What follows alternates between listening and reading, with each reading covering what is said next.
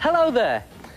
Now then, have you got loads of pens and pencils and bits and pieces lying all over your shelves or your desk? You know what you need? A rubbish cupboard. Here's the rubbish.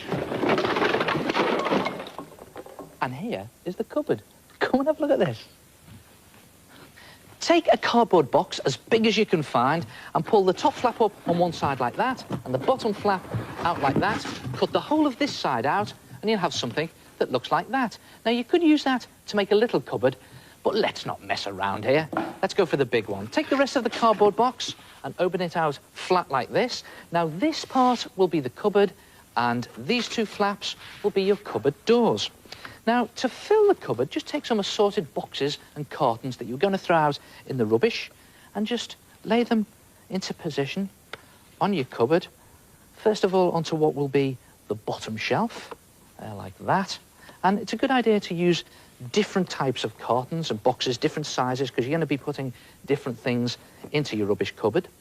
And then do the top shelf, just putting them into position where you think the top shelf is going to be. And you notice here, I've just neatly trimmed the edges of the boxes, like that, so I can get things into them without hurting my fingers. And don't forget, if you're going to use plastic bottles, wash them out, otherwise they'll really pong. Now, when you've got your top shelf into position and you're happy with it, just draw a line underneath the boxes, like that, just to show you the position of your top shelf. And then move your boxes off your cupboard, top and bottom, and then put the rest of the detail of your cupboard in. So, OK, I'll complete that shelf. That's the top shelf. Now the bottom shelf will be down here. And at this stage, you don't have to be neat at all, because we're going to be painting it in a minute. This is just a rough guide for you. And I'm going to do the whole frame of the cupboard in like that. And then I'm going to do the frame of the two doors in. And don't forget, this is the inside of the door, so you would see the frame like this.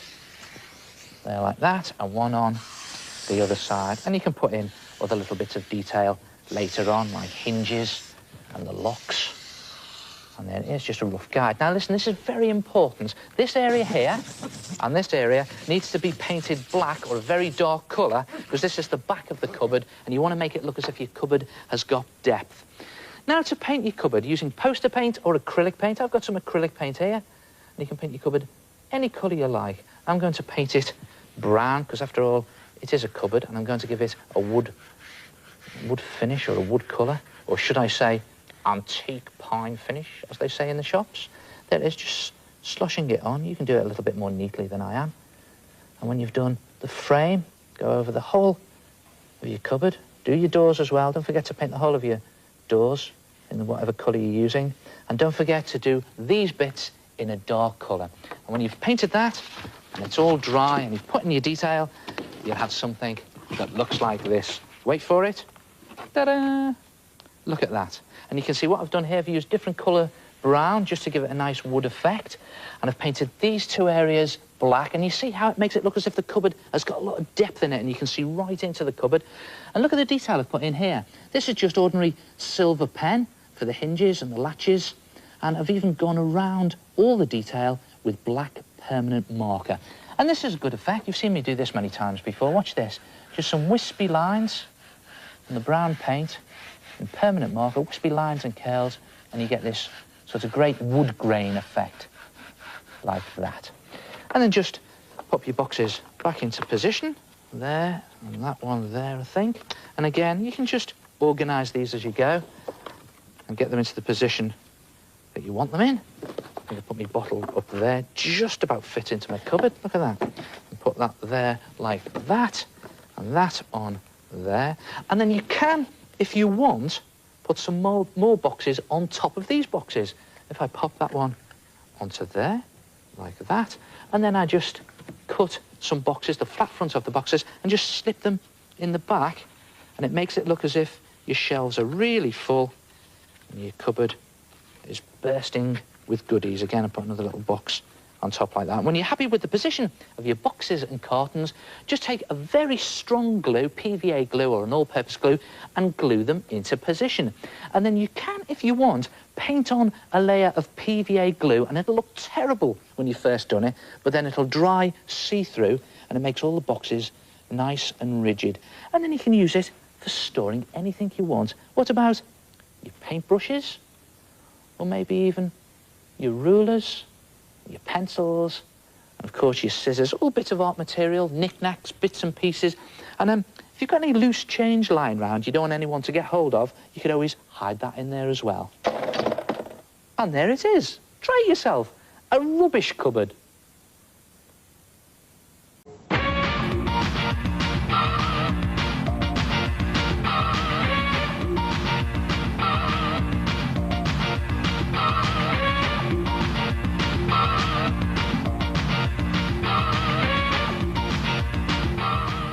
Do you know what? There are loads of different types of coloured paper you can buy. And the great thing about coloured paper is you can use the colour as part of your picture. So you sort of get one colour or shade for free.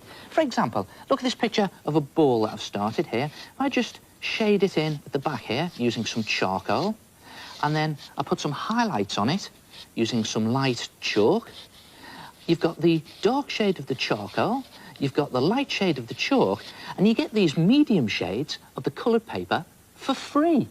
Now, there are some great textured coloured paper that you can buy, which is perfect for drawing on in charcoal and chalk, but they can be a bit expensive. So this is what I do. I tear off a strip of scrap cardboard from a cardboard box, and it's got a great texture on it for drawing on, and you can also use the colour of the cardboard as part of your picture. So, OK, I'm just going to start to block in the detail on my picture. Just very sketchily doing it. Now, this is something the old master artists used to do many years ago. People like Toulouse-Lautrec. He would just grab any old piece of board and use the colour of the board as part of his picture. And you know Toulouse-Lautrec, he's the one that did those fantastic sort of French posters. And, you know, this is something else the old masters used to do. If they made a mistake, they wouldn't use a rubber to rub out. They'd use some ordinary bread. And it really is a good rubber. Just watch this. I just rub that corner there where I've made a slight mistake. I want to alter it. And just blow the bread away. And there it is. It's gone. And it's as good as a rubber. You could even use it for pencil. And just continue blocking in the shapes of my picture.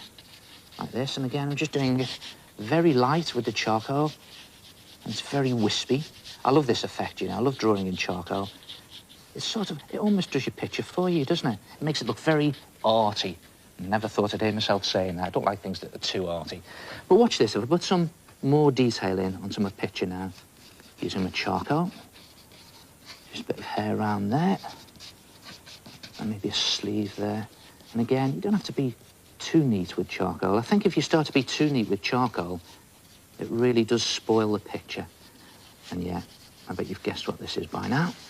There it is. That sort of gives it away, doesn't it? I don't know who it is there. I suppose with the long hair, it could be Agassi. Although he probably changes his hairstyle by the day. So there you go. A little bit of detail in. And the socks down there. And again, just gently stroking the charcoal across my picture. Now I'm going to put some shade in. I'm using the charcoal on its edge here. And what I'm doing is I'm just looking for those areas that the light can't get to. So if the light is shining from this direction on my picture, all these edges will be in shadow or shade. That's it, down there like that. And again, not being too particular about it, just letting the charcoal sort of dances across your picture. And it does the picture for you. Look at that.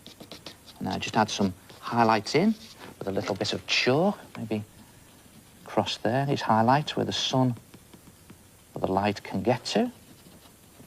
There. Across there like that, maybe a bit on his racket. So that'd be glistening in the sun, wouldn't it? A bit up there. And just around his bottom there, like that. And down there. And on his socks. And, you know, this is something you wouldn't be able to do on white paper. That's the beauty of coloured paper or card. You can add highlights in using white chalk. And I'm not going to do too much. There it is. Just finish it off, maybe put some shadow down the bottom. So you've got the darker shade of the charcoal on your picture, you've got the lighter shade of the chalk, and you've got the medium shade of the cardboard for free. Try it yourself, a 3-shade cardboard picture. And to think that most people just throw cardboard away. Hey, I've done a picture on cardboard, and it is brilliant. Wait till you see this.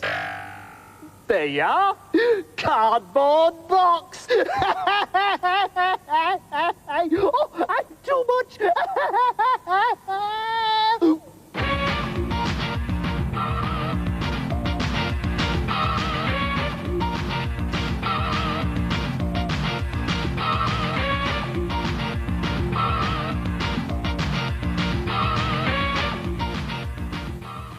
Hello, my name's Louise. I drew around penguin and cloud shapes to make this pattern repeat.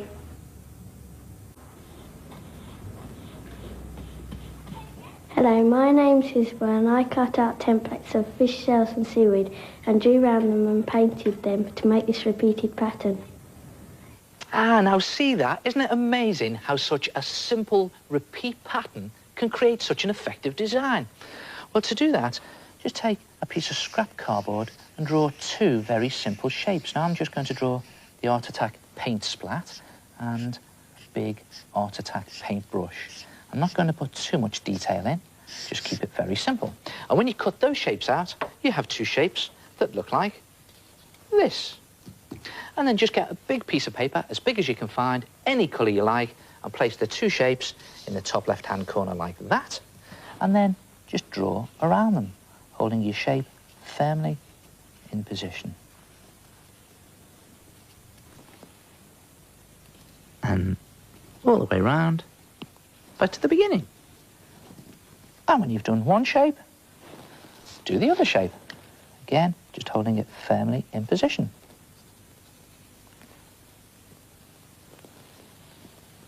There we go. And when you've done both shapes, just move them one to the right. Draw around them again and keep going over the whole of your paper. And when you're finished, you'll have something that looks like this.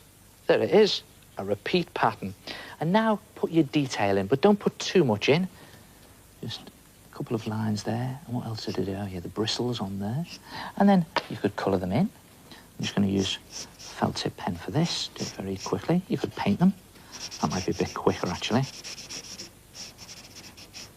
A bit of grey in there, I think, like that. And then the brown for the bristles of the brush. And again, don't use too many colours. Just keep it nice and simple. When you've coloured the whole of your pattern in, you'll have something that looks like this. There it is, a repeat pattern. And there are loads of different shapes you could try, but keep it simple. What about a cat and dog? And that gives this repeat pattern. Ah, that's a good one. Or what about a train and a cloud? And that gives you this repeat pattern. Oh, that's a good one as well. And do you know what I think they look like? I think they look like wallpaper designs. All right, then, let's try that out. Let's see if they really do look like wallpaper. What about some Art Attack wallpaper? God, imagine that in your living room. What about some cats and dogs wallpaper? Yeah, that's good. That'd be good in a bedroom. And what about the trains and clouds wallpaper? Ah, good for the bathroom. Try it yourself. Design your own wallpaper with repeat patterns. And I'll see you next time. Ta-ra! Stick around for the case of the lost lunch next. Someone at X Middle School is stealing all the kids' lunches and even Fillmore is under suspicion.